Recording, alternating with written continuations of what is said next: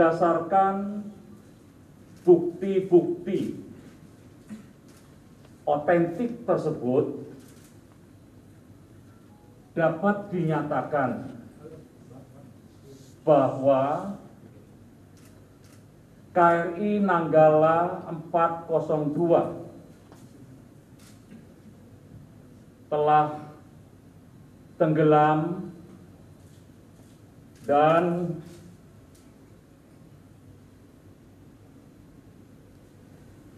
seluruh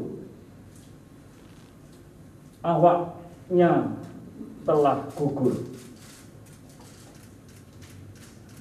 Meskipun ku tak siap untuk merindu, ku tak siap tanpa dirimu, ku harap terbaik untukmu.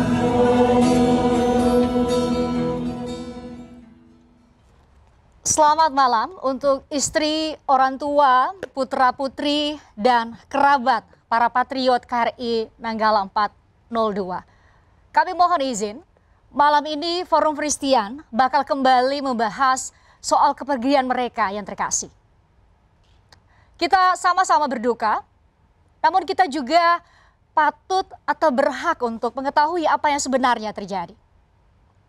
Malam ini di forum ini bergabung Asisten Perencanaan dan Anggaran KSAL Laksamana Muda TNI Muhammad Ali dan analis pertahanan Koni Rahakundini. Saya mengundang Laksamana Muhammad Ali bergabung secara virtual dan Ibu Koni bergabung bersama kami. Silakan Bu Koni. Terima kasih sudah berkenan hadir. Terima kasih. Silakan selamat bergabung bersama kami sekali lagi. Saya coba sapa Laksamana Muda Muhammad Ali. Selamat malam, Pak Ali. Selamat malam Mbak Christian dan Ibu Koni. Selamat malam Pak Srena. Terima kasih sudah berkenan untuk bicara karena kita pantau hari-hari ini di berbagai media Bapak Ali ini, Pak Asrena ini paling banyak ditanya dan terus-menerus menjawab pertanyaan. Tapi sebelum itu tentu kita hendak juga menyampaikan turut berduka cita kepada seluruh keluarga. Tadi saya sudah mohon izin Bu Koni untuk bahas kembali karena tentu ketika kita membahas ini terus-menerus ini mengingatkan mereka kepada yang terkasih. Ada apa sebenarnya dengan itu? Saya mulai dengan Pak Ali. Hari ini atau pekan ini majalah Tempo menguat kembali soal ini. Saya ingin mengutip soal pernyataan dari mantan Wakil Kepala Staf TNI Angkatan Laut Ahmad Taufikur Rahman yang menyebut ada cerita sebenarnya tanggal 21 April itu ada cerita dari para juniornya yang menyebut bahwa sebenarnya saya kutip dari majalah Tempo, mereka bercerita operasi Nanggala dipaksakan ketika itu. Kolonel Letkol Heri menyebut bahwa secara teknis dan secara taktis keadaan KRI Nanggala ketika itu adalah dalam kondisi 50%, tidak layak untuk berlayar. Betul demikian, Pak? Baik, terima kasih Mbak Christian. Saya coba menjawab. Jadi prosedur di Angkatan Laut itu apabila seorang komandan kapal akan berlayar, selalu dia mengisi data RPP, Rencana Pernyataan Pelayaran. Dan di situ tertuang data teknis dan kesiapan teknis dari peralatan. Bukan hanya peralatan, bahkan sampai dengan ke personel. Jadi di situ data platform, apa saja yang siap, apa yang tidak siap, kemudian data Sewako ini Sensor Weapon and Command, itu juga apa yang siap dan apa yang tidak siap. Nah, pada saat itu dan ditandatangani oleh beliau, oleh almarhum, semua dalam keadaan siap, ada sedikit yang siap terbatas. Tapi secara umum dinyatakan siap. Dan sebelum melaksanakan latihan, sebenarnya juga dilaksanakan uji kelaikan dari tim Dinas Kelaikan Material Angkatan Laut dari Mabesa. Pasti ngecek ke sana, ke Surabaya untuk mengecek kapalnya apakah siap atau tidak. Nah, pada saat sehari sebelum berlayar itu sudah disiapkan dan pada saat akan bergerak, komandan membawa surat RPP tadi rencana pernyataan pelayaran itu maju ke Panglima Armada. Panglima Armada 2 dalam hal ini, karena kapal selam di bawah, satuan kapal selam itu berada di bawah Komando Armada 2. Nah, kemudian dari pernyataan itu,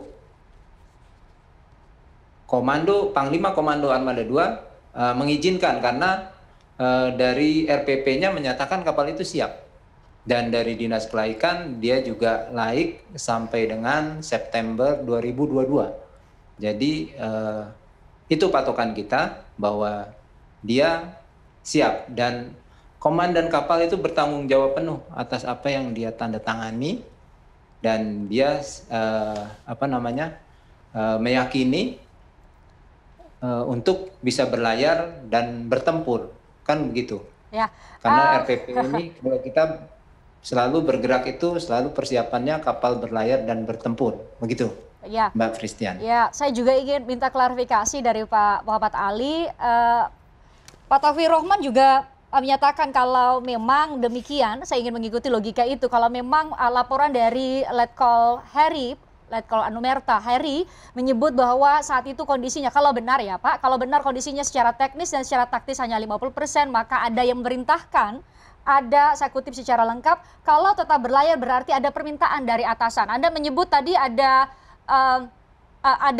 komandan begitu ya? Ada Panglima Armada. Ada Panglima Armada. Ada Panglima Armada. Adakah mekanisme kemudian yang harus ada kewajiban dari Panglima Armada untuk memeriksa kembali apakah benar secara taktis, secara teknis memang siap kapal ini? Ada Pak? Prerogatif dari komandan untuk berlayar atau tidak.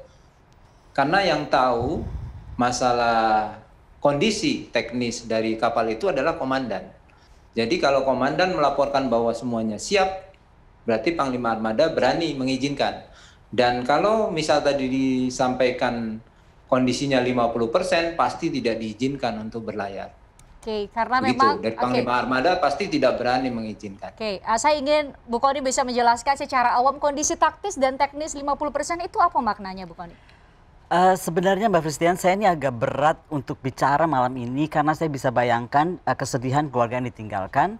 Pada satu sisi saya itu dengan segala hormat Pak Asrena, saya itu banyak menerima berita dari langsung gitu kan, dari adik-adik itu gitu. Jadi dari mulai pertama dinyatakan hilang, data saya itu mungkin sudah cukup banyak. Makanya saya tuh kalau bicara pertama agak emosi, kedua saya agak hati-hati gitu karena banyak hal yang mungkin kita nggak bisa sampaikan keluar.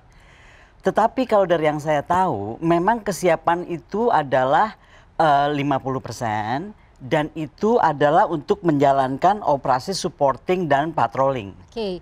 Kalau untuk supporting dan patrolling, 50% itu menurut adik-adik ini itu bisa. Tetapi kalau untuk striking force, salah satunya adalah melepaskan torpedo, maka kemampuan kapal selam tersebut harus 90%. Tetapi kan argumentasi antara dia di 50 atau 90, apalagi seolah-olah komandan kapal yang bertanggung jawab. Setahu saya memang betul komandan kapal bertanggung jawab, tetapi dalam prosesnya itu ada menghadap harus kepada Panglima Armada. Gitu kan? Kita lihatnya beginilah, contoh misalnya apakah kasal-kasal lalu atau panglima-panglima lalu cukup mendengarkan laporan dari bawah lalu percaya gitu. Karena tergantung juga karakter ya. Ada karakter pemimpin yang dia memang ingin langsung lihat gitu atau langsung cek. Nah tapi gini, saya akan juga bilang bahwa misalnya sekarang tiba-tiba ada keriuhan untuk mengangkat kapal selam tersebut. Pertama saya sarankan tuh nggak usah. Satu, itu akan beresiko besar. Kedua, ini akan menyerap lagi anggaran daruratnya kasal. Padahal kita ini udah darurat nih, ditambah lagi kedaruratan itu. Karena menurut saya kapal selam itu punya namanya SPT, Sistem Perencanaan Terencana. Ini sistem perencanaan terencana. Jadi mau kapal selam atau KRI dia tuh punya itu. Apa itu SPT? Ya. SPT itu ada laporan mingguan, ada laporan bulanan, ada laporan tahunan, ada laporan harian malah. Nah itu aja kita lihat mundur bagaimana perjalanan SPT itu. Itu yang pertama, dari awal saya selalu kaitkan akhirnya kepada kesiapan dari MRO gitu. Karena nggak bisa dipisahkan dari kesiapan itu terhadap MRO dari kapal tersebut. Saya sendiri punya dokumennya cukup lama ya. Dokumen yang saya pegang itu dari mulai 2012. Tetapi mungkin yang paling saya agak terkejut itu yang dokumen 2018.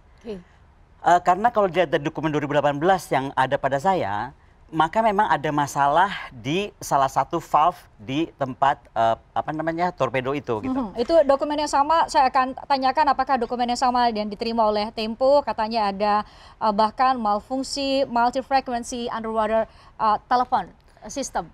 Itu Kalau yang sama? sistem komunikasi yang saya tahu, misalnya kita ini kapal selam kita, jangan dulu ngomong soal komunikasi lah. Kita bicara dulu soal gini deh. Di mana-mana kapal selam itu harus punya tendership. Tendership ini fungsinya juga untuk rescue, untuk laser dari para pengguna kapal selam. Sebenarnya dengan kita punya kapal selam, kita nggak punya tender, itu tuh sama aja dengan kita membuka rahasia kita keluar. Jadi kapal selam itu kan nggak boleh ketahuan dia munculnya di mana. Dia itu kan stealth. Jadi kemana dia pergi, dia itu sebenarnya nggak boleh ada yang tahu. Jadi nggak bisa tiba-tiba gini, oh dia lagi ngisi listrik di Makassar misalnya. Nggak boleh. Makanya dia mesti punya kapal namanya tender.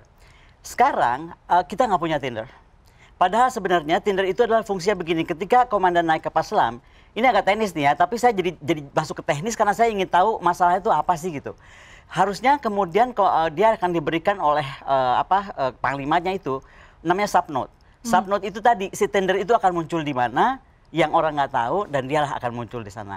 Nah itu aja kita nggak punya, tender itu juga rescue. Kedua, masalah juga yang kita mesti concern, adalah masalah Angkatan Laut ini juga menjadi korban menurut saya dari pseudo-inhan atau industri pertahanan yang semu. Contoh, kenapa saya hari pertama bicara ini mestinya penternya Angkatan Laut itu berfungsi. Karena penter Angkatan Laut harusnya punya dipping sonar. Penternya Angkatan Laut, helipenter itu sudah datang dari 5 tahun lalu. Without the dipping sonar. Dan Angkatan Laut setahu saya sudah berapa kali minta ke PT DI, itu tidak pernah diberikan. Jadi ada dua, ini dari dua aja dulu lah. Saya belum lagi ke komunikasi, kalau itu sudah keputusan di bawah ya. Karena bagaimana sistem komunikasi sonar kan, itu maksudnya itu juga ternyata tidak ada. Tidak ada.